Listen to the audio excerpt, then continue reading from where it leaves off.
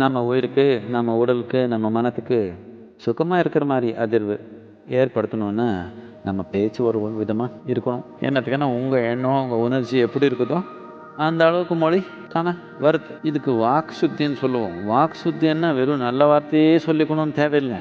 எதே சொன்னாலும் நல்லா சொல்கிற ஒரு முறை இருக்குது. இப்போ எது தேவையோ அதுதானே சொல்லணும். ஆனால் அதே நாம் நல்லபடியாக சொல்கிறதுக்கு வாய்ப்பு இருக்குது. இல்லை துப்புற மாதிரி சொல்கிறதுக்கு வாய்ப்பு இருக்குது. இந்த வாக் சுத்தின்றது கொண்டு வந்தால் நம்ம உடல், நம்ம மனம், நம்ம உயிர் ஒரு நல்ல சூழ்நிலையில் இருக்கும்.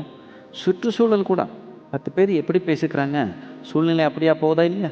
இது வெறும் காதுக்கு கேட்குற சத்தம் மட்டும் இல்லை, இதனால் ஒரு அதிர்வு ஏற்படுது. இந்த அதிர்வுனால உங்கள் மனநிலை ஏற்படுது, உணர்ச்சி நிலை ஏற்படுது, ஆரோக்கிய நிலை ஏற்படுது. எல்லா நிலையிலையும் இதுக்கு ஒரு பதிச்சுக்குது. எல்லா நிலையிலையும் அதுக்கு ஒரு இன்ஃப்ளூயன்ஸு இருக்குது. எல்லாத்துக்கும் முக்கியமாக நீங்கள் எங்கேயோ போய் வந்தீங்க, ரொம்ப டிராஃபிக்கு, பீ பாம் எல்லாம் அடித்து வீட்டுக்கு யாரோ எதோ சொல்லுவாங்க, ஐயோ போது அவர் ஏதோ நல்லது வந்தாலும் சரி, ஏதோ சொன்ன போது என்னதுக்கு சத்தம் ஆயிடுச்சு. அதிர்வு பல விதமான அதிர்வு தொட்டுடுச்சு. இன்னொன்று எனக்கு வேண்டாம். போனீங்க கொஞ்சம் குளிச்சுட்டு கொஞ்சம் பண்ணி வந்தால் இப்போ அவர் எது சொன்னாலே நல்லா கேட்குது. கவனிச்சிருக்கீங்களா?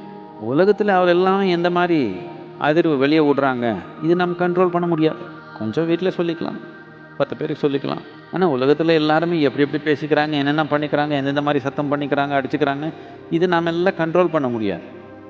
இந்த ஒரு மனிதனை எந்த மாதிரி அதிர்வு ஏற்படுத்துகிறான், அது கட்டாயமாக நாம் உருவாக்கிக்க முடியும் தானே. இப்போ நான் ஒரு வார்த்தை உச்சரித்தேன், இதோடைய அதிர்வு 90% என் மேலே பரிமாணம், 10% உங்கள் மேலே. எப்போவுமே நான் என்ன உச்சரித்தாலும் இந்த சத்தத்தினால் ஏற்பட்ட ஒரு அதிர்வுன்றது 90% இதுக்கு மேலே பரிமாணம் நடக்குது. 10% மட்டும் மித்தவங்க மேலே நடக்குது. அப்படி என்ன அர்த்தம்? நம்ம வாழ்க்கையில் கூட அப்படி தான். சுத்தம் இருக்கிறவங்க நமக்கு எந்த அளவுக்கு இல்லை நல்லதோ இல்லை கெட்டது பண்ண முடியும், 10% பண்ண முடியும். 90% நமக்கு நாமே ஸ்கீம் தான். இதனால் அவன் என்ன சொல்கிறான், அவர் என்ன சொல்கிறாங்க, இதெல்லாம் கண்ட்ரோல் பண்ண முயற்சி வேண்டாம்.